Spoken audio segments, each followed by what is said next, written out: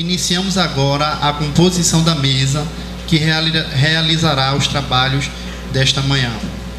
Convidamos o presidente do Grupo Espírita Seara de Deus, o senhor Mário Jorge Carvalho, para dirigir este módulo.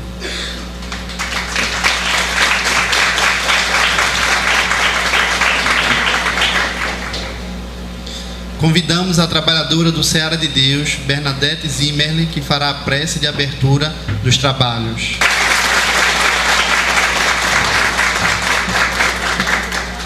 Convidamos o nosso querido expositor deste seminário, o mineiro Haroldo Dutra Dias, a quem temos o prazer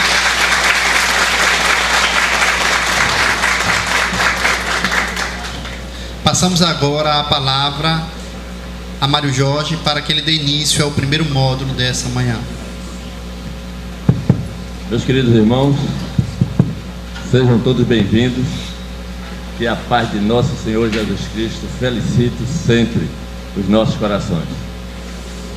Nós estávamos assistindo ali os momentos de arte do nosso companheiro Sibélio, e tem alguma coisa que muitas vezes nós não notamos. A intenção nossa não é mostrar somente um momento de arte, como qualquer outro momento de arte que existe no mundo. Nós não estamos diante de um compositor ou de um pianista. Nós trouxemos Sibélio aqui para que ele servisse de raciocínio mais lógico, porque estamos diante de um caso sugestivo de reencarnação. De acordo com o próprio Chico Xavier, o Sibélio, para retornar, deu trabalho que ele não queria ver. O Chico conversou com ele antes de reencarnar, incentivou-o a voltar, e o Sibélio veio e assumiu um compromisso com o Chico: eu vou tocar para você lá em Uberaba. E ele retornou, reencarnou e foi tocar para Chico em Uberaba. Foram essas as informações que nós tivemos do nosso Sibélio. Reencarnação de Jean Júlio Christian Sibélio. Então, este é um caso sugestivo de reencarnação. Nunca aprendeu música, não lê partitura musical e tem 482 composições, não é? E ouviu qualquer música, ele toca imediatamente, ainda fazendo aquelas tiradas que você vira aí naquela música de Strauss, quando ele pegou aquela valsa de Strauss e começou a fazer alguns arranjos no meio dela, né? É realmente um gênio da música, mas são conhecimentos adquiridos ao longo das reencarnações sucessivas. Então, gente, estamos aqui diante do nosso companheiro Haroldo Dutra Dias, com muita alegria. Conhecemos todo o trabalho e esforço, tanto dele como da nossa Tânia e Tabata, que conseguiram trazê-lo até nós, apesar dos compromissos imensos que ele tem. Nós queremos agradecer agora de coração, externar nossa gratidão pela sua vinda, que nós acompanhamos todos os detalhes, e parabenizar o Seara de Deus, né? Ter uma criatura como esta aqui conosco, nos falando de Jesus, né? O Galileu em toda a sua originalidade. Nós convidamos a nossa irmã Bernadette Zimmerli para que faça a prece de início dos nossos trabalhos. Querido Jesus, mestre e irmão muito amado, benfeitores espirituais aqui presentes, abençoa-nos. Derrama, Jesus, a tua misericórdia e a tua luz a todos nós, e especialmente aos corações aflitos. Fazei, Senhor, que sejamos obreiros da caridade, como os homens do caminho, que estendiam as suas mãos e levava os excluídos, auxiliava os excluídos, aos desesperados, aos desamparados. Inspirai, Senhor, inspirai a trilhar o seu caminho, a abrir nossas mentes e nossos corações aos teus ensinamentos de amor. E, Senhor, abençoai esse seminário e todo o propósito que está por trás dele, que é levar um pouco de alegria aos mais necessitados. Que a paz do Divino Mestre Jesus esteja sempre conosco. Assim seja. Então, com esta prece, os trabalhos estão iniciados, e nós vamos fazer a apresentação do nosso palestrante. Haroldo Dutra Dias, natural de Belo Horizonte, Minas Gerais, é juiz de direito da primeira vara civil da comarca de Ibirité, região metropolitana de Belo Horizonte. Haroldo é linguista especializado nos idiomas grego e hebraico, com bacharelado em grego pela Universidade Federal de Minas Gerais, poliglota, domina inclusive o aramaico, dialeto falado por Jesus Cristo. O pesquisador se dedica ao estudo dos evangelhos há 23 anos e é colunista da revista O Reformador, órgão de divulgação da Federação Espírita Brasileira.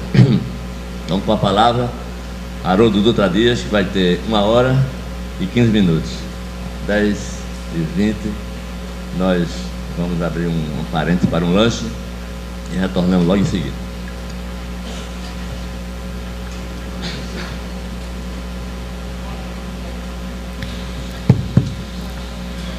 Caros irmãos e irmãs de Pernambuco, eu gostaria, nessas palavras iniciais, de agradecer a Tânia e a Tabata pelo carinho, a Marlene também, né, que tem acompanhado, pelo carinho com que me acolheram aqui em Pernambuco, pelo carinho dispensado nesse roteiro.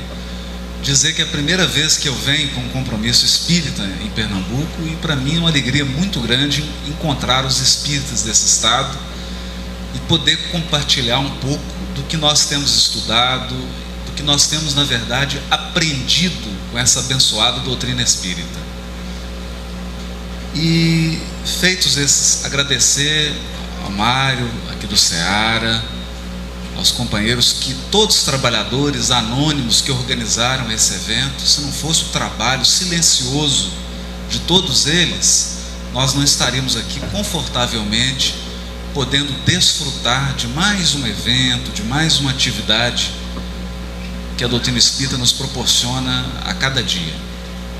E eu me recordo certa vez que Chico Xavier foi convidado para participar do aniversário de uma casa espírita perto de Barretos, em São Paulo, uma cidadezinha que fica muito próxima de Uberaba.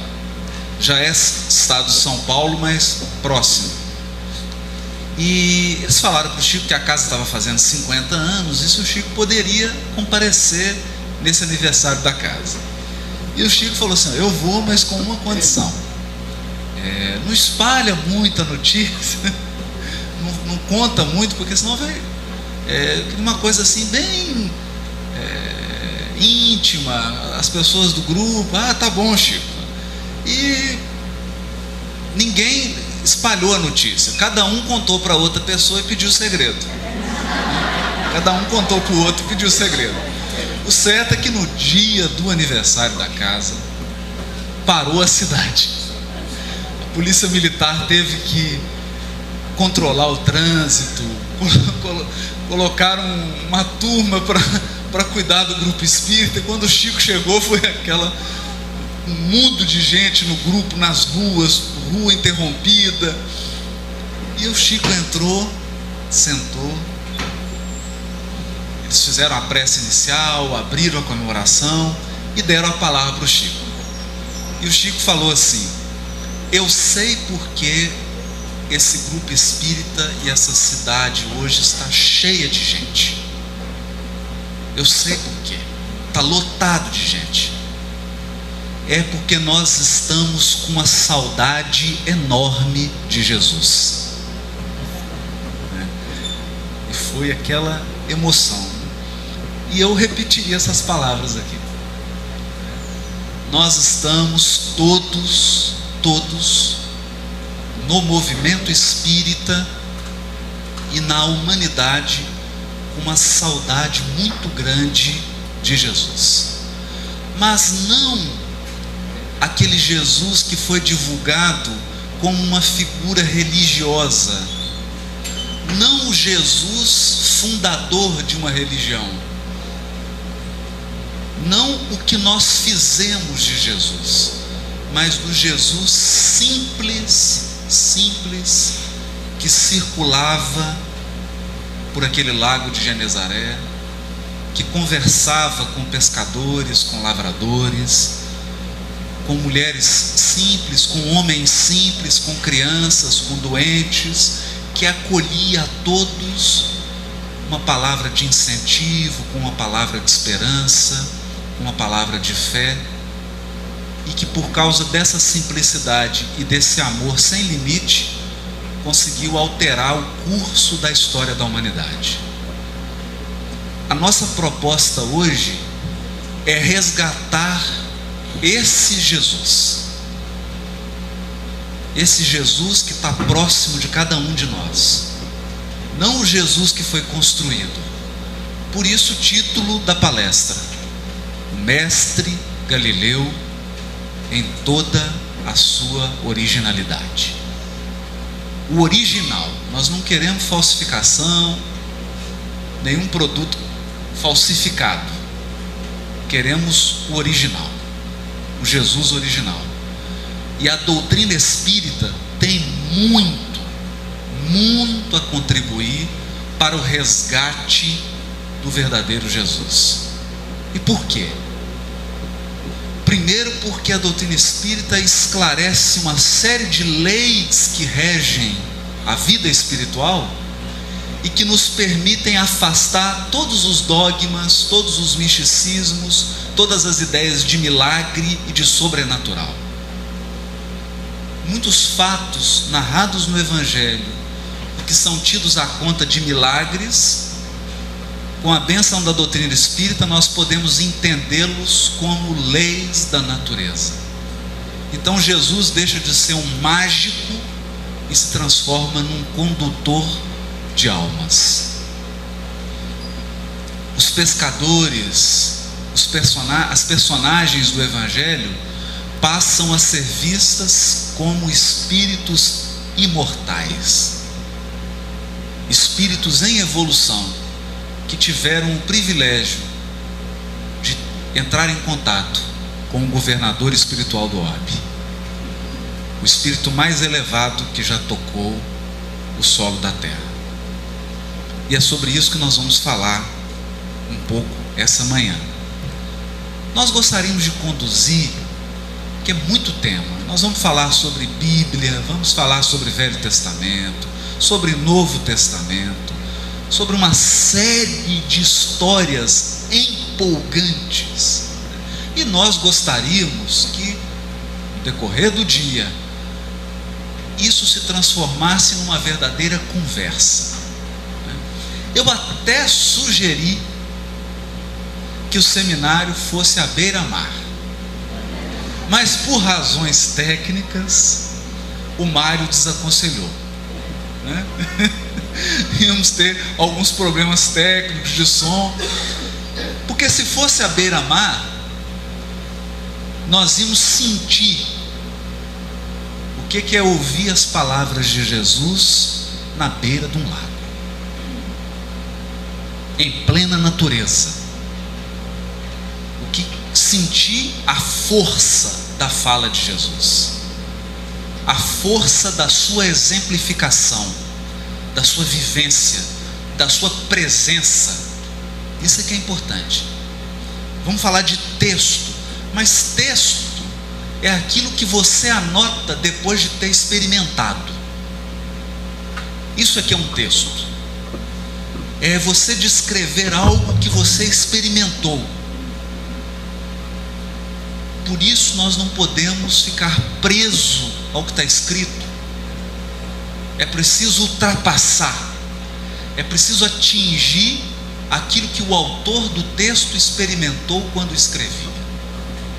E é um pouco disso que nós vamos falar, porque a redação dos evangelhos, dos textos do Novo Testamento, foram feitas assim. Pessoas presenciaram fatos, viram Jesus curando, ensinando, encontrando, sendo testado por outras pessoas, presenciaram fatos, e esses fatos marcaram tanto a vida dessas pessoas, que elas sentiram uma compulsão, uma necessidade enorme de contar para outras pessoas, de contar. Na igreja primitiva, no primeiro século do cristianismo, era muito comum virem pessoas e contarem para outras o que elas presenciaram Jesus fazendo. E essas histórias foram circulando, essas histórias foram se espalhando, até que alguns resolveram registrar. Mas o registro é sempre um registro pálido. O que está escrito é sempre menor do que o que aconteceu. É sempre menor. Nós poderíamos dar um exemplo. Tem um companheiro em Belo Horizonte que resolveu visitar o Chico, um trabalhador espírita de anos, palestrante, trabalhador da casa espírita, anos e anos de doutrina. E o Chico já estava assim, naquela fase dele, bem doente, já próximo da sua desencarnação. E ele resolveu então fazer uma visita, uma despedida do Chico. Quando ele chegou, viu aquela multidão de pessoas e viu o Chico praticamente sem conseguir andar. Ele pensou assim: eu sou um trabalhador, eu já conheço um tanto de doutrina, não vou fazer isso com o Chico, não vou entrar nessa fila, não vou incomodar o Chico.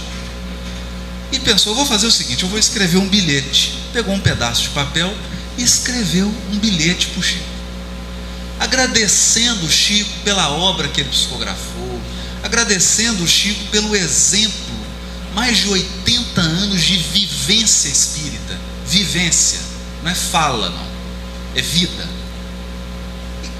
E ele é uma pessoa muito sensível, um espírito que possivelmente teve experiências na Índia, então uma pessoa bastante espiritualizada.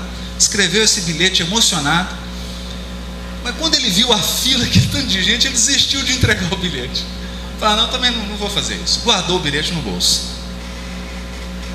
E estava saindo aquele mundo de gente dentro do grupo espírita, ele saindo pela porta, e quando não, vê o Chico entrando, segurado para as pessoas praticamente carregando o Chico, aquela multidão em volta. Ele viu o Chico sendo carregado. Quando o Chico passa perto dele, o Chico aperta a mão da pessoa assim que está carregando, de uma das pessoas, cochicha no ouvido da pessoa. Eles param, o Chico vira para ele e fala assim: irmão Walterson, você não tem um bilhete para me entregar, meu filho? E ele então, chorando, tira o bilhete e entrega para o Chico. É uma experiência. Isso é uma experiência. Isso, a emoção, a vivência, é impossível de ser descrita completamente em um texto.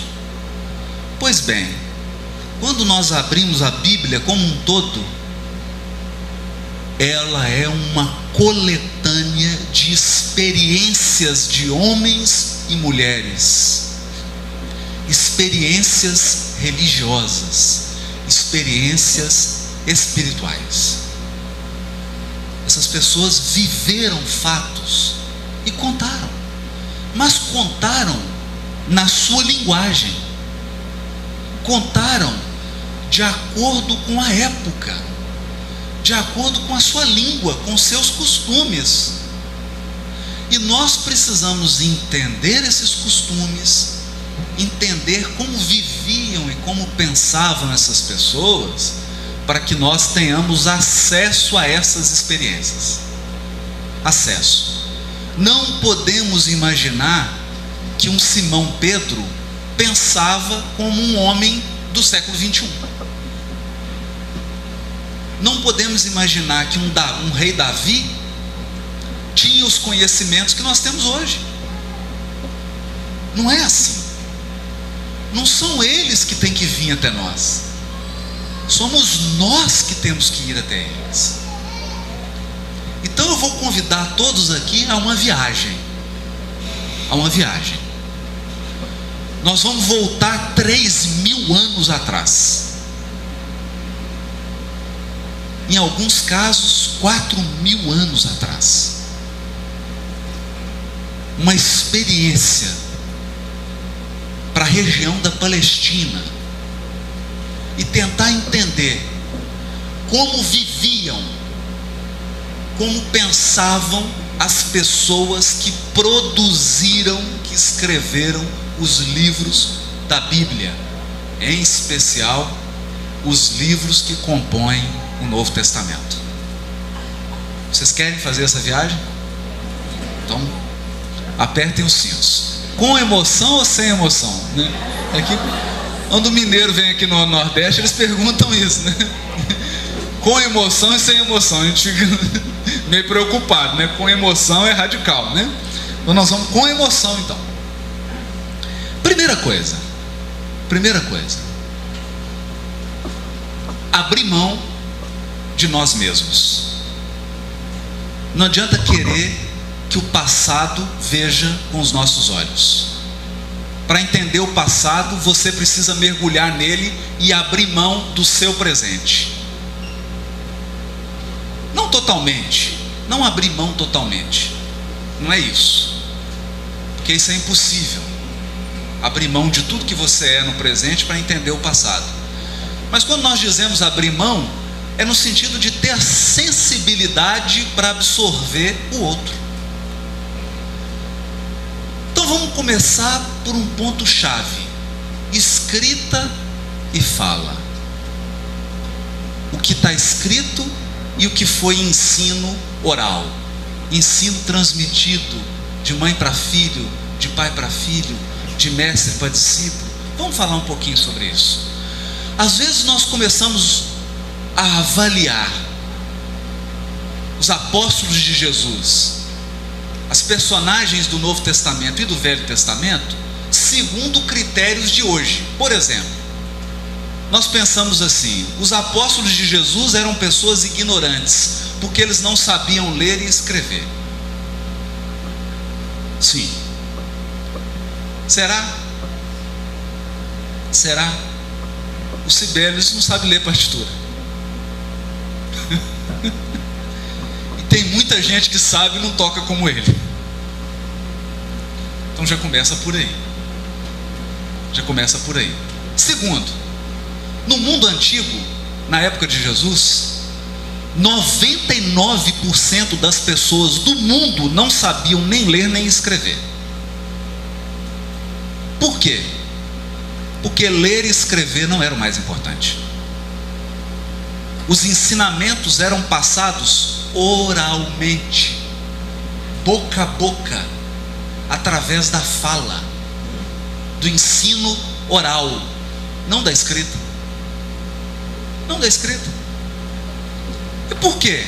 Porque eles não gostavam de escrever? Não, porque escrever era muito complicado. Você não chegava na papelaria e falava assim: me dá 50 folhas de papel, uma caneta Bic, ou 50 folhas de papel, um lápis e uma borracha. Não tinha lápis, não tinha borracha, não tinha folha, e nem papelaria. Então o que você tinha que fazer se você quisesse escrever? Você ia lá, duas opções. Se fosse pergaminho, primeiro você ia ter que matar o carneiro, tirar toda a pele dele e colocar a pele secando no sol. Se fosse papiro, você teria que pegar a papoula, cortar o caule, fazer tiras finas, trançar essas tiras, colocá-las no sol para secar. Depois você vinha com uma pedra redonda e ia amassando esse papiro ou raspando a pele de carneiro até que ela ficasse lisinha.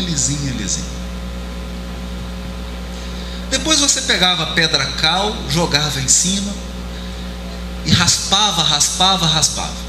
Bom, um mês depois você tinha uma folha, uma folhinha.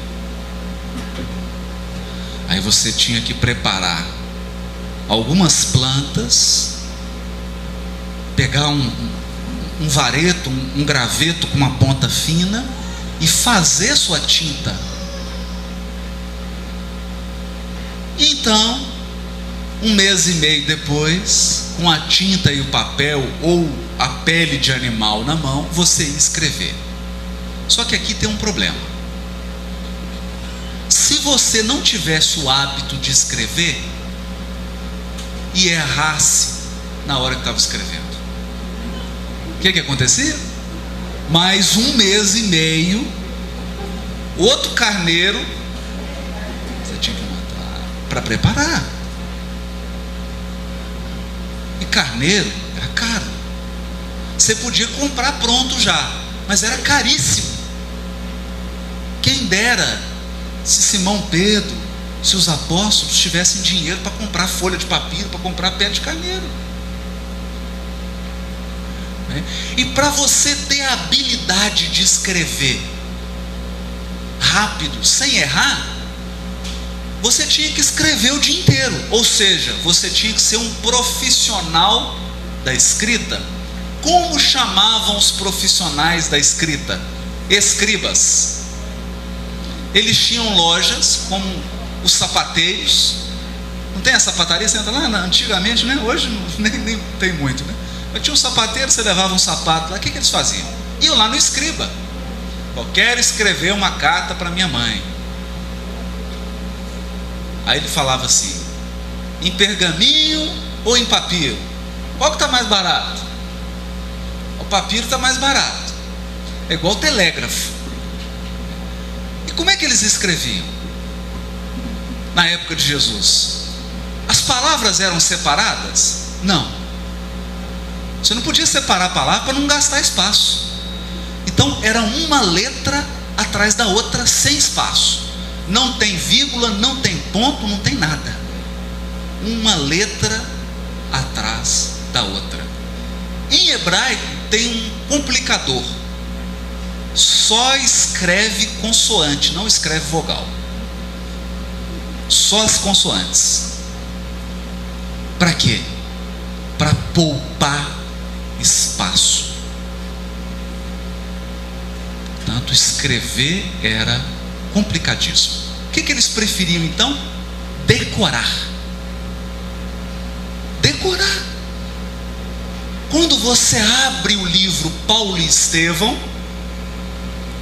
Paulo teve um mestre chamado Gamaliel. O que o Gamaliel fez? Depois que ele conheceu a Casa do Caminho, Simão Pedro, ele entendeu que o cristianismo era realmente uma proposta extraordinária.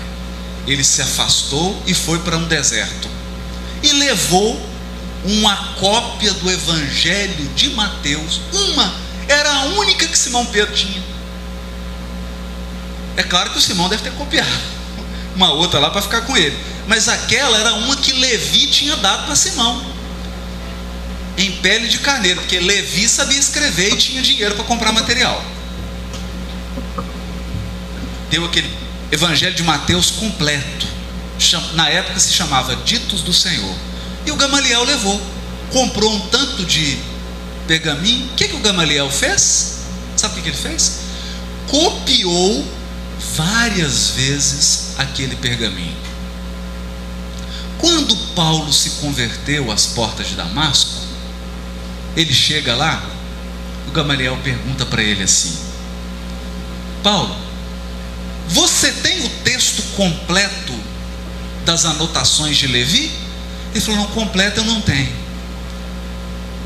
Ananias copiou alguns pedaços, porque era tão complicado. Se você quisesse, você tinha que comprar. E hoje a gente reclama do livro espírita. O livro está ali, é só você pegar. Antes era assim: vinha alguém com o livro e falava: eu quero um, então você copia. Você tinha que copiar o livro inteiro. Como as pessoas não tinham tempo, copiavam as partes que interessavam mais. Os que queriam ter tudo, copiavam tudo. Ananias não teve tempo, copiou só pedaço. Paulo então não tinha as anotações de Levi por completo. O que o Gamaliel fez então? Falou para ele: não, eu vou te dar de presente esse rolo, que aí ficava enrolado assim, né? Ficava aquele rolo, você abria, que Simão Pedro me deu. Até aí é só história. Mas olha que interessante. Paulo vira para Gamaliel e fala assim: mas Gamaliel, você vai ficar sem? Não.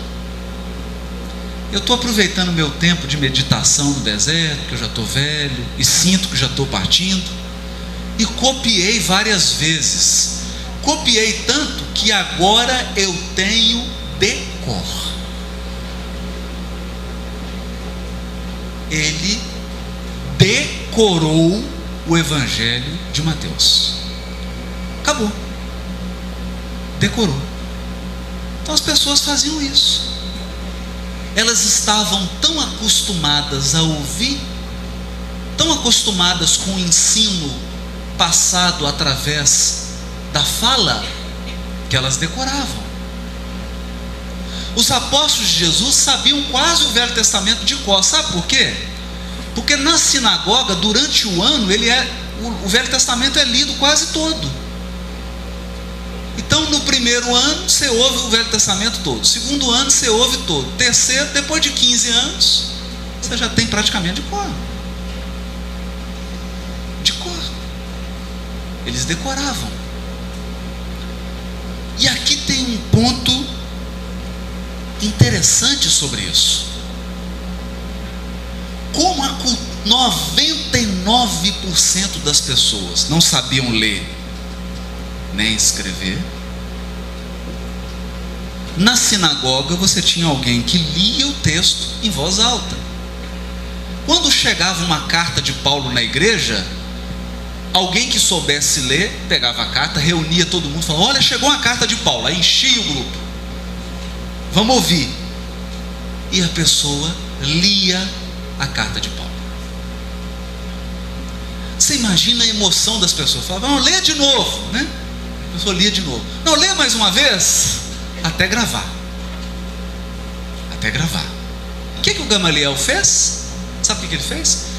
Copiou várias vezes aquele pergaminho.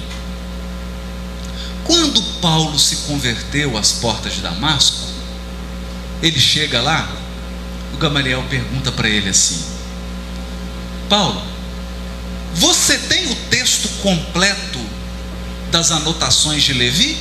Ele falou: não, completo eu não tenho. Ananias copiou alguns pedaços, que era tão complicado. Se você quisesse, você tinha que comprar. E hoje a gente reclama do livro espírita. O livro está ali, é só você pegar. Antes era assim: vinha alguém com o livro e falava: eu quero um, então você copia. Você tinha que copiar o livro inteiro. Como as pessoas não tinham tempo, copiavam as partes que interessavam mais.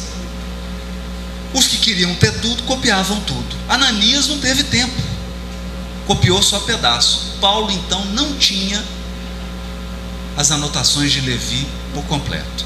O que o Gamaliel fez então? Falou para ele: não, eu vou te dar de presente esse rolo, que aí ficava enrolado assim, né? Ficava aquele rolo, você abria, que Simão Pedro me deu. Até aí é só história. Mas olha que interessante. Paulo vira para Gamaliel e fala assim: mas Gamaliel, você vai ficar sem? Não.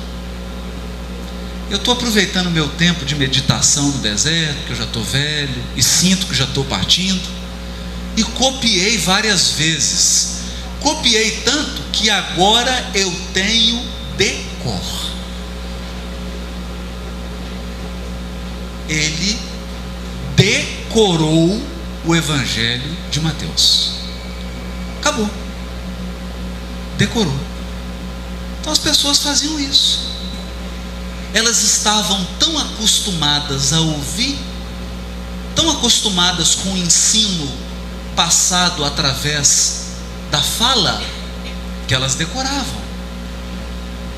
Os apóstolos de Jesus sabiam quase o Velho Testamento de cor. Sabe por quê? Porque na sinagoga, durante o ano, o Velho Testamento é lido quase todo. Então, no primeiro ano, você ouve o Velho Testamento todo. Segundo ano, você ouve todo. Terceiro, depois de 15 anos, você já tem praticamente de cor. De cor. Eles decoravam. E aqui tem um ponto interessante sobre isso. Como 99% das pessoas não sabiam ler nem escrever,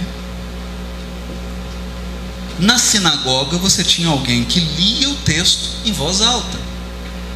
Quando chegava uma carta de Paulo na igreja, alguém que soubesse ler pegava a carta, reunia todo mundo, falava: olha, chegou uma carta de Paulo. Aí enchia o grupo, vamos ouvir. E a pessoa lia a carta de Paulo. Você imagina a emoção das pessoas. Falavam: lê de novo, né?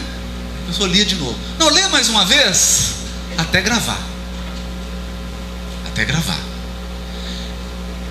Por causa disso, quando alguém ia escrever, nós vamos ver isso aqui mais para frente, a pessoa já escrevia de um jeito que fosse fácil de gravar.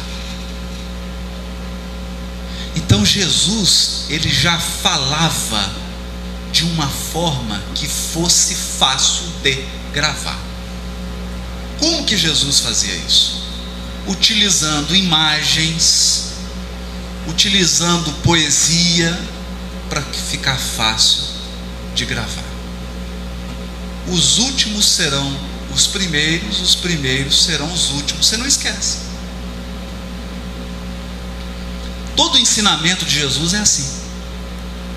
Ele fala para aquilo ficar grudado na sua cabeça. É igual música de propaganda política. Você está lá na sua casa tranquilo e passa aquele carro com a música. Aí que negócio fica na sua cabeça. Você fica o dia inteiro tentando esquecer aquela música, o negócio fica grudado na sua cabeça. Quando você esquece, o carro passa de novo. Aí você lembra, porque é feito para grudar na cabeça. Assim também, os textos bíblicos, eles foram escritos para serem lidos. Para serem lidos. Esse é o primeiro ponto que nós gostaríamos de falar. Segundo ponto, às vezes nós acreditamos que existem originais dos livros da Bíblia, originais dos livros do Novo Testamento, e que esses originais estão trancados nos cofres da igreja. Não é bem assim. Nós não temos nenhum original de nenhum livro da Bíblia. Nenhum. Por uma razão muito simples. O papiro desgastava e acabava. O pergaminho também. A letra ia ficando clara. Aí o que as pessoas faziam? Faziam uma outra cópia. Todos os manuscritos que nós temos da Bíblia são cópias. Todos os originais se perderam. Se perderam. Atualmente, do Novo Testamento, nós temos aproximadamente 5.500 cópias guardadas em museus e universidades do mundo inteiro. Mas são cópias. Umas mais antigas, outras mais novas, todas cópias. Porque era assim. Chegava uma carta de Paulo, um copiava a carta e ia para Alexandria. O outro copiava a carta e ia para Cesareia. O outro copiava e ia para Roma. E as cópias foram se espalhando pelo mundo. Ainda bem. Ainda bem. Foi Jesus utilizando o critério da universalidade. As cópias se espalharam, não tinha como uma pessoa controlar as cópias. Porque imagina, se tivesse um original, alguém podia lá alterar os originais. Como as cópias se espalharam, a mensagem de Jesus foi preservada na quase totalidade. na sua quase totalidade, ela foi preservada. Graças a esse espalhamento das cópias do Novo Testamento. Essa é a história do texto do Novo Testamento. Essa parte que nós temos que falar é uma parte mais técnica, depois nós vamos entrar numa fase mais gostosa. No avião, quando está decolando, é assim mesmo, né? A cadeira tem que ficar inclinada, tem que ficar até ele pegar a altura. Assim são as cópias. Outro ponto que nós precisamos falar: história das traduções da Bíblia. Vamos falar rapidamente um voo sobre isso. O Velho Testamento foi produzido por hebreus, pelo povo hebreu. O povo hebreu falava a língua hebraica. Falava a língua hebraica. Mas nós precisamos pensar uma coisa. Quando você abre a sua Bíblia em casa, os livros estão todos reunidos, não estão? Você abre lá o primeiro, Gênesis de Moisés, e abre lá o Apocalipse de João. Está tudo pertinho, não está? Está pertinho. Só que a distância de Apocalipse para Gênesis é de mais de 1000 anos. Mais de 1000 anos. Tem livros da Bíblia, um foi escrito numa época, o outro foi escrito 700 anos depois. Então será que o hebraico foi sempre o mesmo ao longo de 1000 anos? Não. Vou dar um exemplo para vocês. Se eu trouxer aqui a carta de Pero Vaz de Caminha, está escrita em português, alguém aqui vai conseguir ler? Ninguém consegue ler, porque está num português que a gente não entende mais. O português que era falado em 1850 no Brasil é o mesmo português que é falado hoje? Não é. Não é. Há 70 anos atrás, farmácia era com PH. Não muda. 70 anos. 70 anos. Então existem livros do Velho Testamento que foram escritos num hebraico antigo, muito antigo, e outros mais próximos do Novo Testamento que foram escritos num hebraico mais moderno. É preciso considerar isso? É preciso considerar isso. Nós vamos falar por quê. Essas são as armadilhas para quem lê a Bíblia. Nós vamos falar das armadilhas aqui. Segundo, no ano mais ou menos por volta do ano 700 a.C., o povo hebreu foi escravizado pelos babilônios. Começou mais ou menos em 700, foi até o ano 500. Em 538 o rei da Babilônia levou todo mundo escravo para a Babilônia e colocou outras pessoas na Palestina. Nessa época, o povo que foi para a Babilônia começou a esquecer o hebraico e falar o quê? Aramaico, que era a língua dos babilônios. O livro do profeta Daniel era hebreu, mas o livro está escrito a maior parte em aramaico. Já complicou. Quando eles voltaram para a Palestina, mais ou menos perto do ano 300 a.C., a maioria não sabia sequer ler o hebraico, mas todos falavam aramaico. É claro, porque os bisavós foram levados escravos, os bisnetos já estavam falando a língua do lugar. Isso acontece muito. Uma família vai daqui para fora, quem vai ainda fala, os filhos ainda falam o idioma, mas do neto para frente, pode esquecer, já vai falar a língua do lugar. Eles voltaram falando aramaico. Para complicar mais ainda, no ano 200 a.C., surge um novo império no mundo: Alexandre o Grande. Esse homem conquista tudo ao redor do mar Mediterrâneo.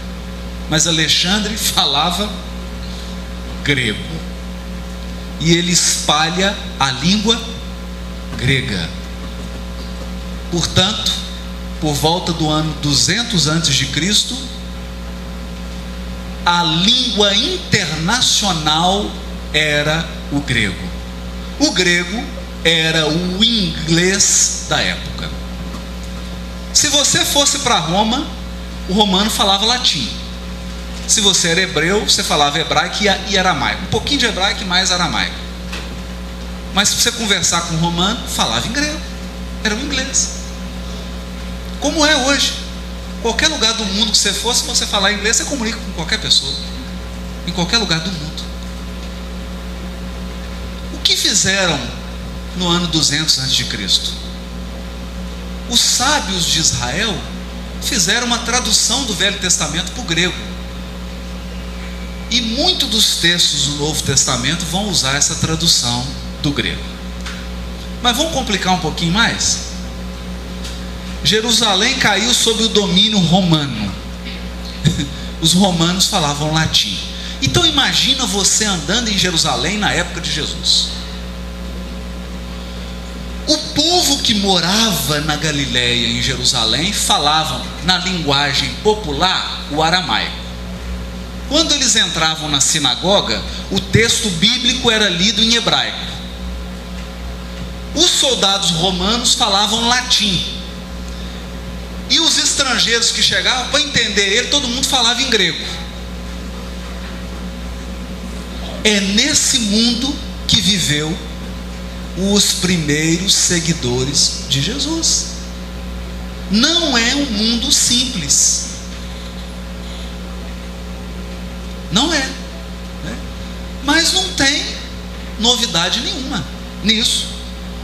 Vocês aqui vivem isso muito mais do que eu lá em Belo Horizonte, Minas Gerais, né?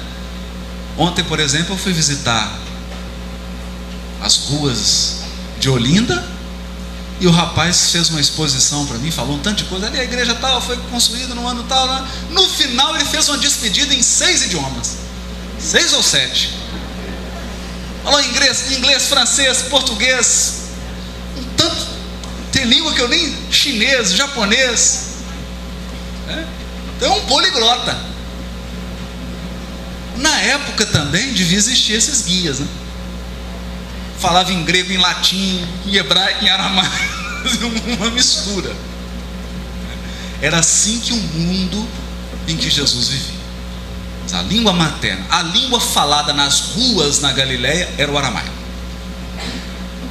Dentro da sinagoga, quando ia comentar a Bíblia, hebraico. Então uma misturava. Porque o hebraico e o aramaico é muito próximo. É mais próximo do que o português e o espanhol. Mais próximo ainda que o português e o espanhol. Por essa razão, todos os manuscritos do Novo Testamento estão escritos em grego. Grego. Por quê? Porque Paulo espalhou o cristianismo pelo mundo. E se ele não escrevesse no inglês da época, o mundo não ia entender. É nesse ambiente que nós temos que circular quando vamos estudar o Novo Testamento.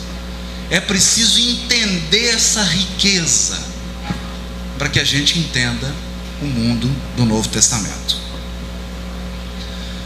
No ano 400 depois de Cristo, as igrejas romanas começaram a querer dominar as outras igrejas cristãs. Fato que ia acabar redundando no papado e na história que nós já conhecemos. Foi pedido então a Jerônimo que fizesse uma tradução de toda a Bíblia para o latim. Por quê? Porque o latim era a língua oficial do Império Romano. E o cristianismo passou a ser considerado religião oficialmente permitida, oficialmente tolerada, ou até, quando interessava, religião adotada pelo Império. Traduziram tudo para o latim. E foi uma pena. Foi uma pena. Porque muito da riqueza da Bíblia se perdeu com essas traduções, que foram feitas ao longo dos tempos. Para encerrar um pouquinho essa parte, nós vamos contar um pouco da história dessa tradução que nós estamos continuando a fazer pelo Conselho Espírita Internacional. Uma tradução para ser usada por nós. Por que mais uma tradução? Alguns dizem assim: é uma tradução espírita? Não. Você pode consultar as notas todas, não tem nada de espiritismo na nota. Por quê? Porque o presidente da Federação Espírita Brasileira, Nestor Mazotti, me fez um pedido. Para que nós espíritas não fôssemos acusados de deturpar a Bíblia, que não fizesse uma tradução espírita, fizesse uma tradução acadêmica, erudita, que pudesse ser defendida em qualquer universidade do mundo. E foi isso que nós fizemos. A tradução está aberta, e nós lançamos uma proposta. Se alguém achar algo que está errado na tradução, manda um e-mail, mas prova que está errado. Não adianta falar: eu não gostei desse jeito. Gosto é uma coisa. Mostra, aqui você traduziu porque a palavra está errada, esse trecho está. Aí a pessoa manda a sugestão. E para nós foi uma experiência muito grande, porque nós já temos padres, freiras, pastores evangélicos utilizando essa tradução. Por quê? Porque ela é confiável, porque ela é possível de ser defendida com argumentos lógicos, com conhecimento, não com crença. É assim que eu acredito. Não, está aqui o original. Se tiver errado, vamos tentar. E tenho recebido muitos e-mails, professores, teólogos, padres, pastores, que mandam: olha, sugiro que você altere isso, confira aí o original, confira o livro tal. Está sendo ótimo, ótimo. Tem uma irmã de caridade, a irmã Aila, muito minha amiga, até me ajuda na pesquisa do Paulo Estevão, uma irmã de caridade. Ela está usando, no seminário dos jesuítas, está usando essa tradução. E eles falam assim: mas um espírita fez essa tradução? Um espírita? E fala uma coisa que deixa a gente triste, mas que é uma realidade. Mas espírita não lê Bíblia. Espírita não conhece Bíblia.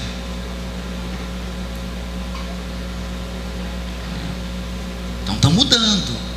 Os tempos estão mudando. Por que foi feita essa tradução?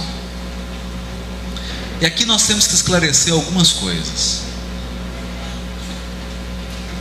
Nós tivemos, quando fomos fazer essa tradução, um objetivo. Qual que era o objetivo? Quando você vai traduzir, você tem que fazer uma escolha. É como se fosse uma encruzilhada. Você tem que escolher: eu vou fazer uma tradução em linguagem simples, para qualquer pessoa, até uma criança, entender,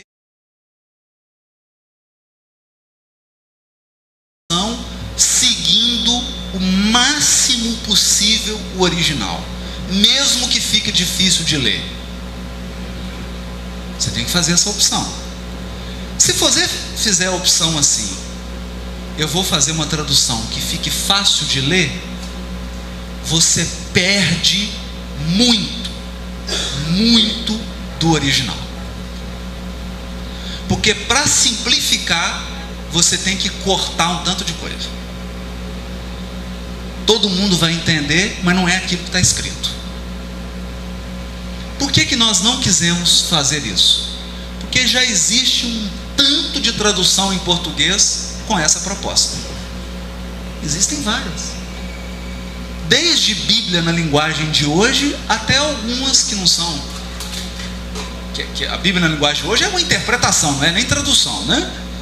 A pessoa lê lá o que ela entende, ela escreve e fala que é tradução. Até outras que adaptam para se transformar mais, para que fique mais simples. Nós resolvemos trilhar o segundo caminho. Qual caminho? Fazer uma tradução que trouxesse de volta o mestre Galileu em toda a sua originalidade. Que trouxesse não, que levasse as pessoas até ele. Levasse as pessoas até lá. Para isso, nós tivemos que colocar uma infinidade de notas de rodapé para explicar as palavras, explicar os costumes, explicar uma série de coisas, porque é uma cultura diferente. É uma cultura diferente. Nós tivemos que explicar isso e levar as pessoas para o mundo bíblico. O mundo bíblico. Por exemplo, ontem nós estávamos até conversando no carro. Hoje, se você sai em qualquer lugar para comer aqui em Recife, geralmente você faz o quê? Você come um carboidrato e uma proteína, não é? Qual que é o carboidrato dos brasileiros? Arroz, batata, não é? Qual que era o carboidrato do hebreu na época de Jesus? Arroz? Não, tinha arroz lá. Tinha batata? Não. Tinha pão sírio. É o que todo mundo comia. A fonte de carboidrato era pão. E qual que era a fonte de proteína? Peixe. Era o mais barato. Era o mais barato. Carneiro, só na Páscoa. Boi, só em casamento. Só em casamento. Era muito caro. Então por que Jesus comia pão e peixe? Não é porque ele comia, não. Todo mundo só comia isso. É o que tinha para comer. É o que tinha para comer. E o bonito é que Jesus tira lições. E o bonito é que Jesus tira lições, dessas coisas simples, da vida simples das pessoas, de coisas simples, ele tirava lições. Tirava lições. Outra coisa que nós podemos dizer: era natural beber o vinho. Isso é uma coisa natural. Assim como o azeite de oliva, porque era produto da cultura natural deles. Então nós precisamos entender esses hábitos para entender como era a vida na época de Jesus, porque senão não vamos entender nada. Nós vamos falar coisas aqui bem engraçadas. Então, a proposta da tradução foi recuperar isso. Ele traduziu a Bíblia dele em 1650, 1660? Mas aí o português é um português muito antigo. É um português muito antigo. É um português muito antigo. E aí eu começava dando mais notícias ruins para as pessoas. Falava para eles assim: João Ferreira de Almeida estudou com padres holandeses. Ele não sabia hebraico. E desconfia-se que não sabia grego também. Então o que ele fez? Suspeita-se, e há estudos sérios nesse sentido, que ele traduziu de uma versão em espanhol. Depois ele estudou um pouquinho de grego, deu uma melhorada. Hebraico, quando ele começou a estudar, ele tinha traduzido um pouquinho do Velho Testamento, ele desencarnou, deixou incompleto. Querem mais? João Ferreira de Almeida, quando fez a tradução do Novo Testamento, que a tradução dele ele até buscava ser fiel ao texto original. Ele mandou, porque ele estava subordinado à igreja da Holanda, ele mandou para a Holanda. Quer dizer, não era nem padre não, né? Eram os protestantes, né? Mandou para a Holanda. O que eles fizeram na Holanda? Alteraram a tradução do João Ferreira de Almeida, mexeram nela do início ao fim, e nós temos preservado. Isso foi publicado inclusive em português pela editora Loyola, a carta que João Ferreira de Almeida escreveu para os professores dele, bravo. Ele estava nervoso, reclamando porque mexeram na tradução dele, que não era assim que ele tinha feito, mas bravo. Pois bem, foi a tradução alterada que foi publicada. E a que você tem aí hoje é uma tradução que ao longo de 100, 200, 300 anos foi mais mexida ainda por dezenas de mãos, em cima da tradução que o próprio João Ferreira de Almeida xingou porque não gostou dela, porque mexeram na tradução dele. Não é João Ferreira de Almeida. O João Ferreira de Almeida que nós temos hoje, que está lá, revista, corrigida, significa que centenas de mãos mexeram ali. Então aquilo ali ficou mexido. Sabe quando você chega em casa, fala, o que tem para comer? Bom, tem um feijão de semana passada, um arroz de 5 dias, um pedaço de carne de ontem, um tomate novo, você mistura tudo. Essa tradução é um mexido. É um mexido.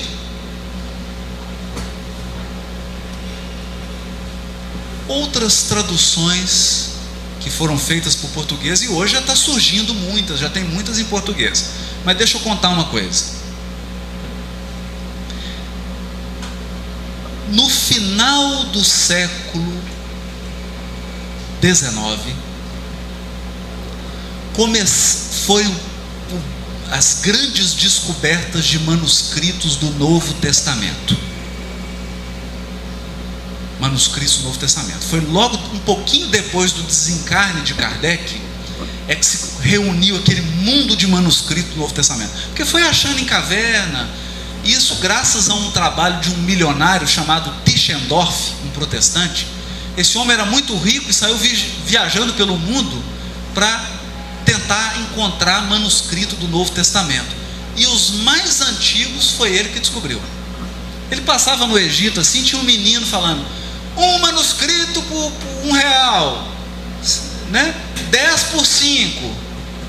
E ele viu lá um menino com tanto de jarro assim, olhou, quando ele tirou de um jarro, eram os papiros mais antigos que nós temos do Novo Testamento. O que ele fez? Meu filho, quanto que fica esses jarros todos aí? Pagou para o menino, levou, e assim ele saiu pelo mundo descobrindo. Um dos manuscritos dele, que é o Sinaítico, que ele descobriu, ele foi ao mosteiro do Monte Sinai, estava lá conversando com os monges, deserto, começou a esfriar de noite, os monges falaram assim, vamos fazer uma fogueira para aquecer? Vamos. Pega um pergaminho lá, para a gente alimentar a fogueira. Quando ele olha e fala, meu Deus do céu, não é possível que vocês vão queimar isso. E aí conseguiu pegar, o manuscrito, um dos mais famosos do Novo Testamento que nós temos. Ia virar fogueira. se não fosse o Tischendorf. Depois que esses manuscritos foram descobertos, ficou um tempo sem ninguém estudava, mas não estudava tanto. Em 1960, um grupo de estudiosos resolveu publicar um texto do Novo Testamento. Antes, algumas pessoas já haviam tentado fazer isso. Pegar os manuscritos do Novo Testamento para editar um texto grego. O primeiro homem que tentou fazer isso foi Erasmo de Roterdã. É o espírito que está na codificação. Olha só. Foi o primeiro encarnado que reuniu alguns manuscritos para tentar publicar um texto grego. Mas o trabalho prosseguiu. Em 1950, essa comissão de especialistas examinou os 5.500 manuscritos do Novo Testamento e publicaram o texto grego oficialmente aceito. O que aconteceu? O mundo bíblico parou para quê? Para fazerem-se novas traduções do Novo Testamento. Na França, Bíblia de Jerusalém. TEB, tradução ecumênica da Bíblia. Na Espanha, Bíblia do Peregrino. Essas três editadas pela Loyola e Paulus. Nos Estados Unidos, nova versão do King James, nova NVI, nova versão internacional, e todas as traduções. E assim, no mundo todo. Foram se fazendo novas traduções que fossem modernas, que acompanhassem os avanços da descoberta dos manuscritos. E o que aconteceu no Brasil? No primeiro momento, o que se fez no Brasil? Pegou o trabalho feito fora e traduziu para o português. Então, Bíblia de Jerusalém, que é francês, o projeto, foi traduzido para português. Bíblia do Peregrino, espanhol, foi traduzido para português. TEB, tradução ecumênica da Bíblia, foi traduzido para português. Essas são as três que eu mais gosto. Tem a nova versão internacional, NVI, tem notas boas, mas a tradução é livre, é uma tradução complicada. Projeto americano. Então todas as traduções foram surgindo, eram antigas. Por isso que às vezes algumas pessoas perguntam assim: ah, mas o Humberto Roden não traduziu? Humberto Roden traduziu antes do trabalho dessa comissão, e ele baseou-se no texto em latim, e ele só traduziu o Novo Testamento. Nós temos o autor de Carlos Torres Pastorino. Pastorino só traduziu os 4 evangelhos. Foi antes desse trabalho da descoberta dos manuscritos, então não é um trabalho atualizado. Nós precisávamos de um trabalho que fosse um trabalho novo, atual, que usasse todas as descobertas atuais e que fizesse uma tradução atual.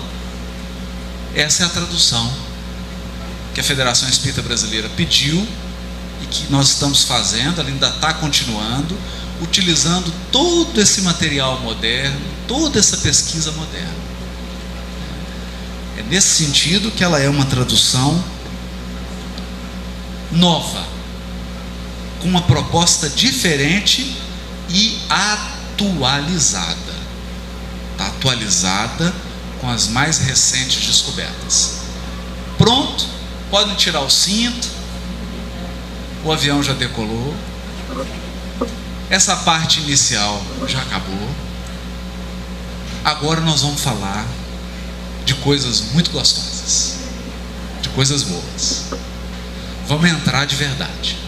Mas tinha que fazer essa introdução, porque às vezes as pessoas perguntam assim: ah, mas por que você fez uma tradução?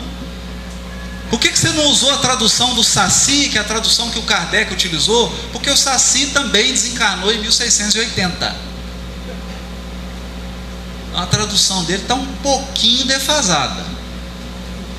Pouquinho só uns 300 anos, né? Ou mais. Não precisava de algo mais atual, né, gente? Esse raciocínio kardeciano nós vamos recuperar, né? Na doutrina espírita não tem espaço para posições dogmáticas, para fanatismo. Nós precisamos sempre usar a inteligência, o raciocínio, o bom senso. Então vamos falar um pouquinho agora. Falar um pouquinho do Novo Testamento, da cultura do Novo Testamento, e citando exemplos, para que a gente entenda a beleza da mensagem de Jesus. E nós gostaríamos de iniciar, antes do intervalo, até 10h30, né? Intervalo? 10h25, ótimo. Que a gente dá uma parada, até é bom que todo mundo relaxa, né? E depois a gente volta seguindo. Então, antes da gente dar a parada, eu gostaria de ler um trecho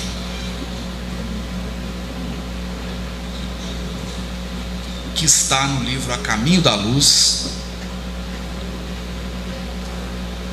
capítulo 7. A Caminho da Luz, capítulo 7. Não foram poucas as vezes em que eu ouvi pessoas dizendo o seguinte: olha, Velho Testamento você pode jogar fora.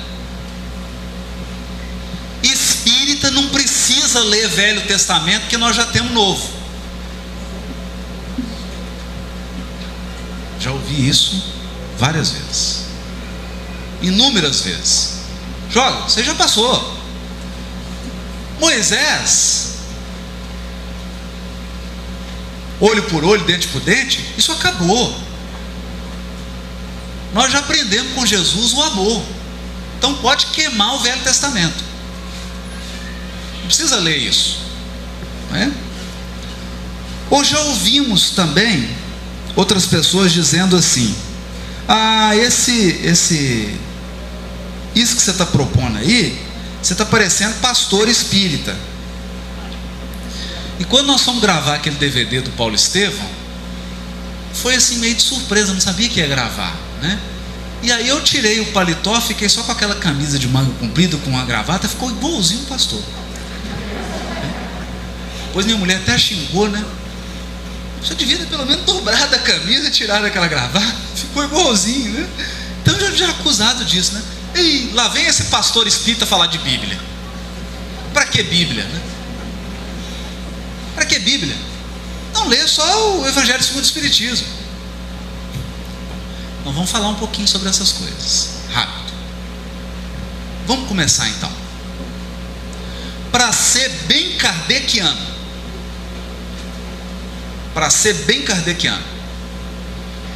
qual o título do primeiro capítulo do Evangelho segundo o Espiritismo? Primeiro capítulo. Ele se chama Não Vim Destruir a Lei. E Kardec, né? Os espíritos não. Kardec comenta numa passagem chamada Não Vim Destruir a Lei. Ele fala assim: da mesma forma que Jesus disse não vim destruir a lei mosaica, o Espiritismo não vem destruir o cristianismo. E fala pela primeira vez das 3 revelações da lei divina. Está lá na codificação, primeiro capítulo. Como que o Kardec fez o Evangelho segundo o Espiritismo? Ele selecionava algumas passagens do Evangelho, agrupava essas passagens pelo assunto, dava um título e comentava. Na passagem "não vim destruir a lei", que é o primeiro capítulo, ele pegou passagens em que Jesus fala o quê? Para os fariseus, para os publicanos: eu não vim destruir a revelação mosaica, eu não vim destruir, eu vim completar, eu vim cumprir. É isso que ele falava. E o Kardec, depois que ele fazia alguns comentários, ele dava a palavra aos espíritos. Os espíritos faziam comentários para nos ensinar que os espíritos que participaram da codificação estudam a Bíblia. Então, o que você acha? Você tem que estudar? Os espíritos que estão na codificação estudam e conhecem. O que você acha? Você tem que estudar? Ou nós somos melhores do que Paulo de Tarso, do que João Evangelista, do que Santo Agostinho, do que Fenelon? Então, aí já está a primeira lição. O primeiro espírito a fazer um comentário no Evangelho segundo o Espiritismo, está lá, primeiro capítulo, Instruções aos Espíritos. O primeiro espírito, a primeira mensagem espiritual do Evangelho segundo o Espiritismo, é assinado por um espírito que se intitula assim: um espírito israelita. É o primeiro espírito a dar uma mensagem no Evangelho segundo o Espiritismo. Um espírito israelita. E o que ele diz? Moisés começou a obra, Jesus deu continuidade, o Espiritismo a concluirá.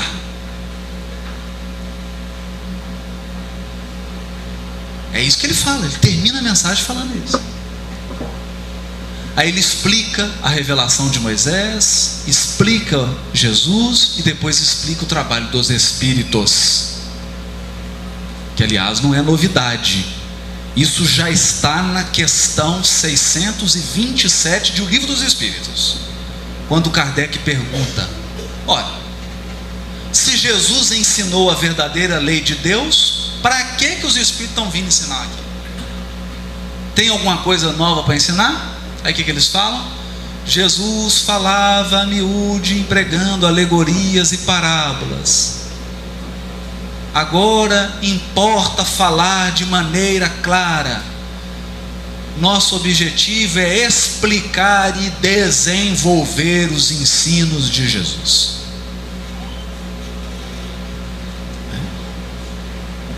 Então, estamos convencidos. Sobre a importância do Velho Testamento, eu gostaria de fazer 3 considerações. Primeira, qual a Bíblia que Jesus lia? Evangelho de Mateus? Apocalipse? Qual a Bíblia que Jesus lia? Quando Jesus conversava com alguém, que Bíblia que ele citava?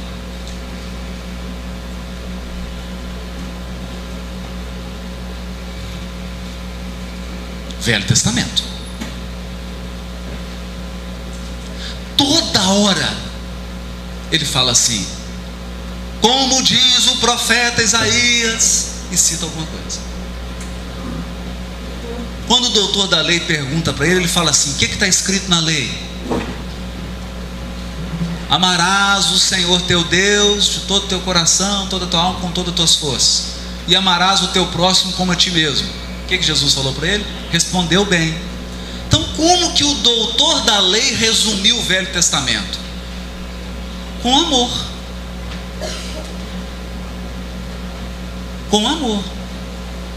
Então, mesmo na época de Jesus, as pessoas já tiravam lições de amor do Velho Testamento.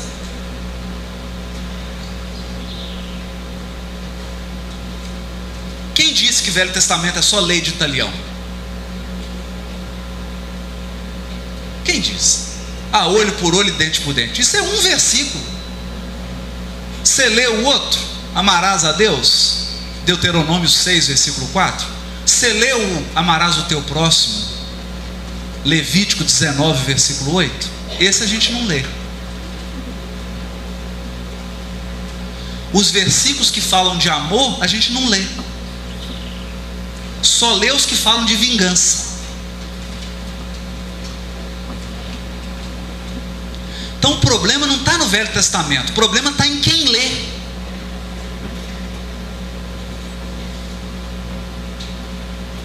Está na forma como ele é lido. Porque esse era o texto utilizado por Jesus pelos apóstolos. Utilizado por Jesus pelos apóstolos. Não é assim? E tem uma passagem linda, que é quando Jesus entra na sinagoga. Jesus, não é outra pessoa não. Jesus abre o rolo de Isaías. Ele, Jesus, lê uma passagem de Isaías, fecha o rolo, vira para as pessoas e fala assim: hoje se cumpriu essa profecia diante dos vossos olhos. Já pensou que emoção, gente? Hoje se cumpriu essa profecia. Essa profecia sou eu. Hoje ela está se cumprindo.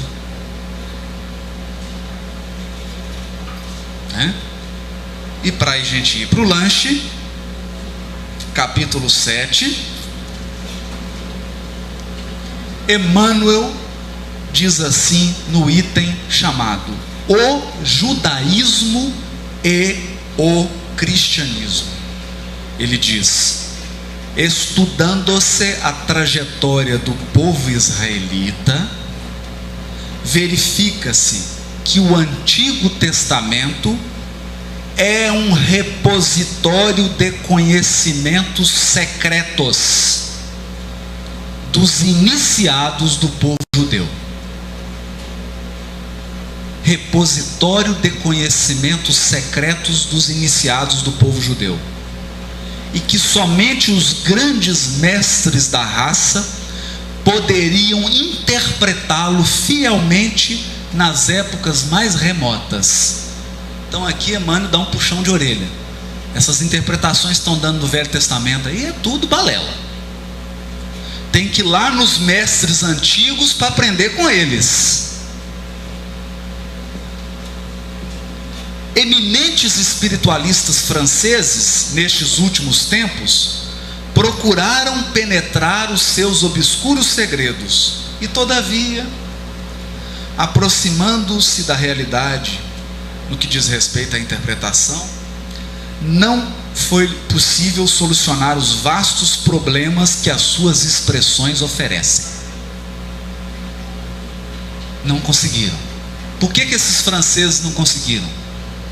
E aqui, inclusive, Emmanuel está fazendo uma referência indireta a Ernesto Renan e outros. Por quê?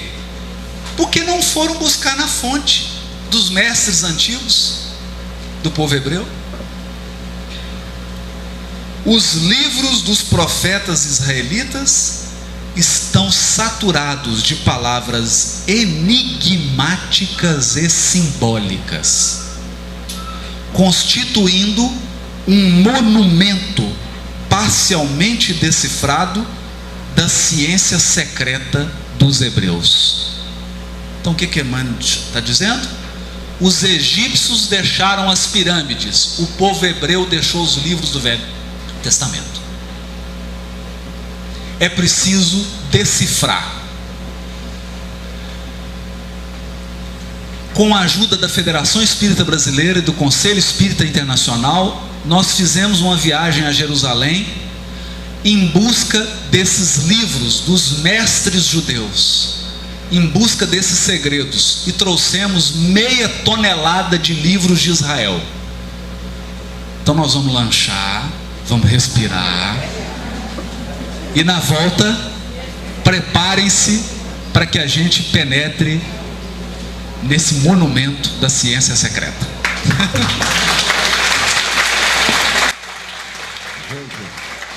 Rede Amigo Espírita, uma ferramenta de união, interação e divulgação do movimento espírita. Acessem www.amigoespírita.ning.com e confira nosso acervo disponível. Rede Amigo Espírita, divulgando, instruindo e unificando.